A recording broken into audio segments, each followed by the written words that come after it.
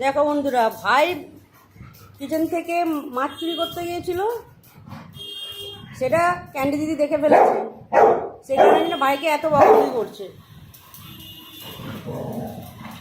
আচ্ছা ক্যান্ডি ঠিক আছে, ভাই করেছে ঠিক আছে, আর বকতে হবে না ক্যান্ডি, আর বকতে হবে না বাবা। ক্যান্ডি ঠিক আছে, ভুল হয়ে গেছে ওর। আচ্ছা ঠিক আছে ক্যান্ডি ভুল করেছে। উফ, আচ্ছা ঠিক আছে ক্যান্ডি।